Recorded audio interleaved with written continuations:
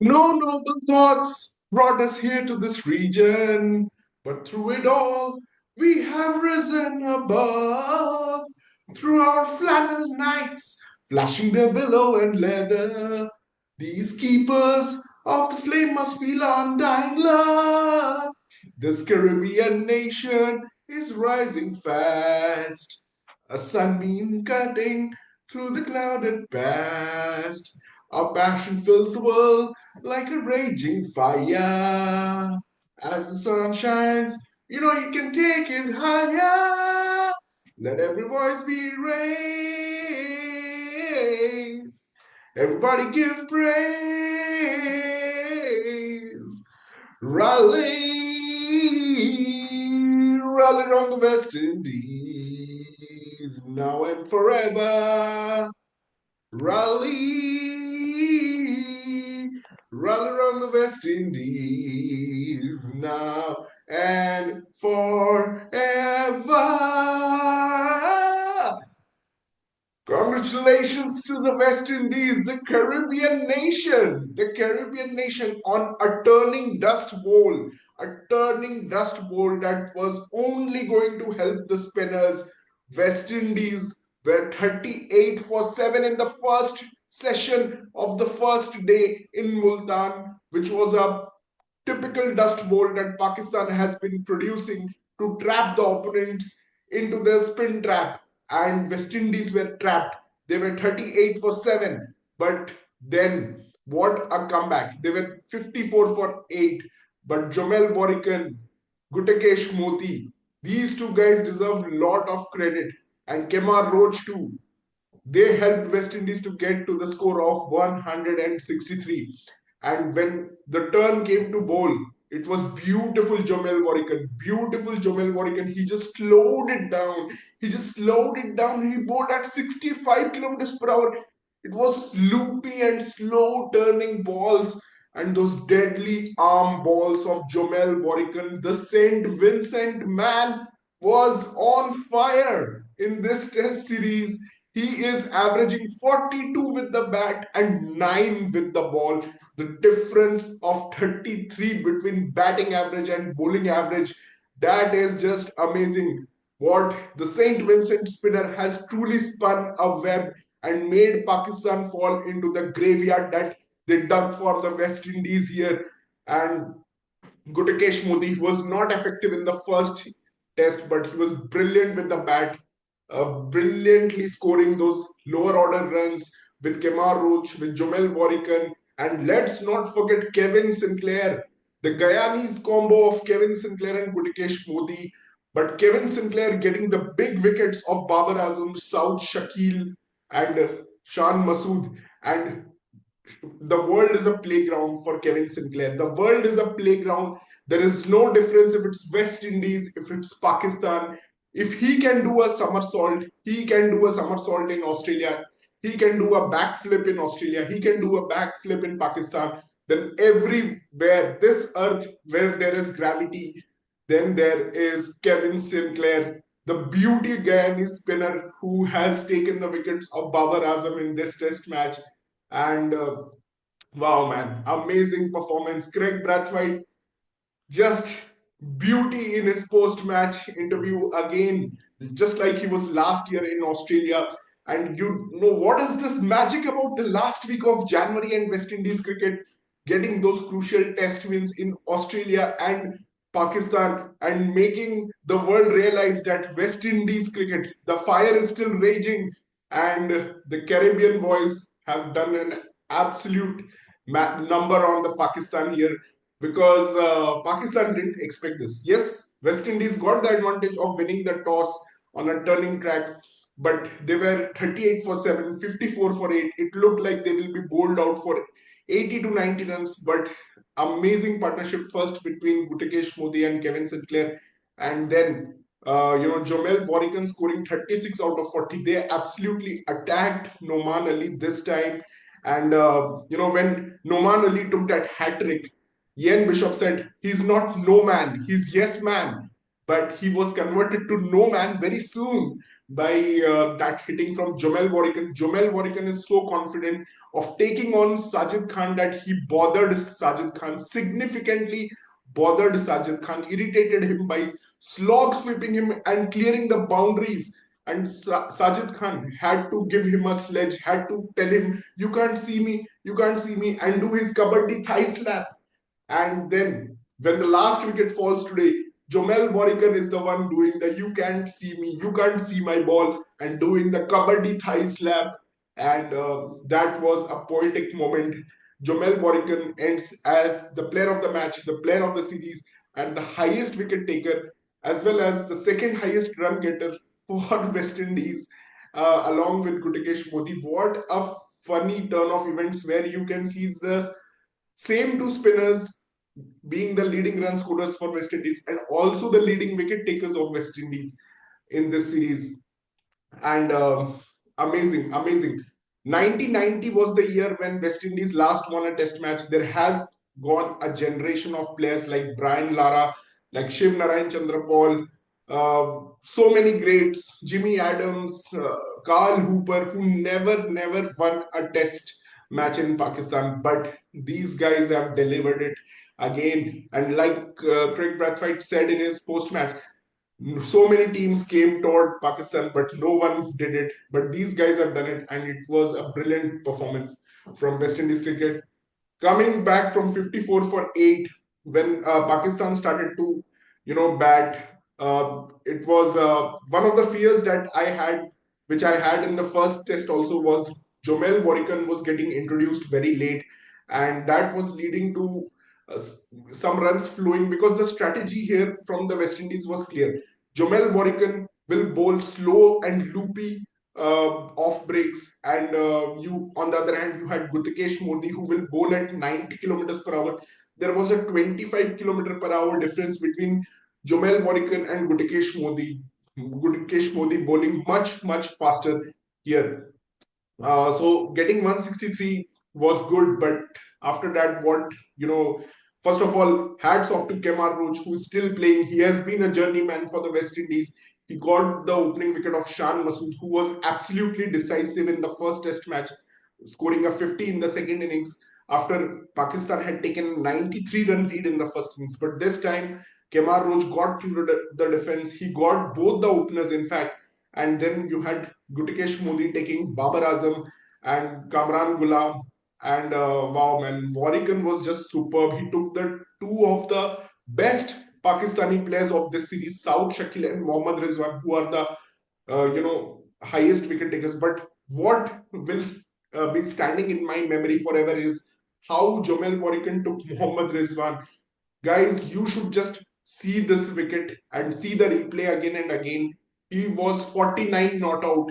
Mohammad Rizwan, he was looking for a 50. Jomel Warrican sensed that this guy is just looking for a single, looking to get his 50, and he flighted a beautiful loopy, slow left arm off break, and Mohammad Rizwan just falling it for it, hook, line, and sinker, deceived in the air, getting stumped, and Tevin Imlach doing a brilliant job behind the stumps. He's been brilliant behind the stumps, Tevin Imlach, on his debut series, and then it was just amazing with 4 wickets for Jomel Warrican. He also contributed in lot of runouts in the first test. He took a 7 for there, and now he's taken a 4 for and a 5 for 9 wickets in the test match for Jomel Warrican. I don't want to talk about Indian cricket, but Jomel Warrican, I want to talk about Jomel Warrican, how, after that series loss to India last year, he was seen conversing with Ravindra Jadeja. Ravindra Jadeja was telling him something about his tricks, and Jomel Warrican was listening, very focused. And this guy looks a very playful, like very chilled out guy, but he's very intelligent. He knows what he's doing. If you see the second innings, the ball that gets Rizwan in the first innings, it turned beautifully and beat his bat, beat his outside edge. This second time around, it was the inside edge that he broke through the defense of Rizwan, and it was a slow loopy ball again, and it was an arm ball. It was a slider. The ball did not turn, and Rizwan was castled. Any hope that Pakistan had today morning was rested with Rizwan and Saud Shakil. But Kevin Sinclair doing a brilliant job, getting Babar Azam last evening, then getting Saud Shakil today, and Jomel Warrican getting the night watchman. Only hope Pakistan had was if the night watchman could, score some runs, and then maybe Mohammad Rizwan can play a counter attack. But all those hopes lashed, and I must say that West Indies were much more aware about their game plan here. Like you saw Craig Brathwaite in the second innings, when he comes out, he knows exactly what to do. He's sweeping against the turn. He's slog sweeping Sajid Khan. The first innings, in fact, West Indies gives too much respect to Noman Ali. They give too much respect to Noman Ali, but you know, in the second innings, they actually take on Noman Ali. At one point of time, Noman Ali was going for 3 overs, 23 runs, and he was getting battered by Craig Brathwaite, who was swiping him across the line and hitting him for sixes, hitting those gaps, trusting his gameplay. And same with Jomel Warrican, like he was so confident versus Sajid. He absolutely confused Sajid. He irritated Sajid. And Sajid and Noman, who had carried Pakistan to a series win at home versus England, they had no answers versus Craig Brathwaite and Jomel Warrican's batting. And Gutikesh Modi was just superb with the bat. I mean, he was 93 runs in the series. He was absolutely brilliant in these conditions. And hats off to all the tailenders. We saw two instances of 9, 10, and 11 scoring the highest runs, being the top scorers of the innings. Number 9, 10, and 11. That means after wickets 7, 8, and 9, you saw the tail enders, the lower order batsmen of West Indies showing that fight and knowing that every small contribution matters and every small little fight matters to win the war. And that is what West Indies cricket is about. And today it was just brilliant. They actually scored 400 runs in this test series at the run rate of 4, and Pakistan was much, much behind. They played around 90 overs, but they can only score 270 runs. They couldn't even score at the run rate of 3. So West Indies were perfect with their game plan. They came out with an attacking mindset. They knew they had to get those boundaries. They learned from what Alec Athens did in the first test match when West Indies lost by a big margin of 128 runs, and they now adapted to that strategy. See, it's not easy when you come to the subcontinent and you get off the mark straight away. If this would have been a 3 test match series, West Indies would have been favorites to win this series. But unfortunately, again, ICC is to be blamed because of their packed schedules. This is not a 3 test match series, which it should have been, and it should have given West Indies an opportunity to win this series because they took one test match to adapt, but after they adapted, they knew their game plans. They were brilliant with the bat and the ball. Jomel Warrican with the variety, Gutikesh Modi with quicker balls, Kevin Sinclair with the quicker ball. They all knew their game plans so beautifully here. And of course, you had Kemar Roach who replaced Jaden Seals, who was brilliant in the first test match. He was just brilliant, Jaden Seals, but Kemar Roach, did something spectacular in this test match by taking both openers on a pitch where the openers were expecting, they were geared up to face spin, but here comes Kemar Roach, the long journeyman of West Indies cricket, and takes the openers. And then you have Craig Brathwaite fighting, you have Kevin Sinclair playing some beautiful shots. I mean, look at the quality of cricketer that Kevin Sinclair is, this Guyanese boy. Oh, beauty. Look at the shots. He steps out to Noman Ali and plays a straight drive. The commentator calls this is the shot of the test series. Wow, man, it was amazing how Kevin Sinclair played that shot. But I mean, I'm so excited to talk about this. Anytime West Indies wins, I feel my passion of covering cricket just comes alive, man. They win in such spectacular style. They have such a different brand of playing. But Jomel Warrican, what a man! I mean, what has he done today? It's just incredible. Because at the end, even I was thinking maybe Pakistan can take this to the win, but 244 runs to chase. Craig Brathwaite, the tailenders, they had taken this game far, far out of the reach. Kevin Sinclair making important 28. Let's not forget the partnership between Kevin Sinclair and Tevin Imlach. This partnership was as crucial as Craig Brathwaite's 52, which came out of a total of 92. So here is, Kavem Hodge getting out at one, Ali Cathanes and Kavem Hodge getting out, then Justin Greaves get out, and 145 for 6. So West Indies is at 145 for 6, and you fear that, oh my God, they are going to collapse, and maybe Pakistan is going to get a target of 180, which they would have come out in a different mindset to chase. They would have been very confident to chase 180 on this pitch.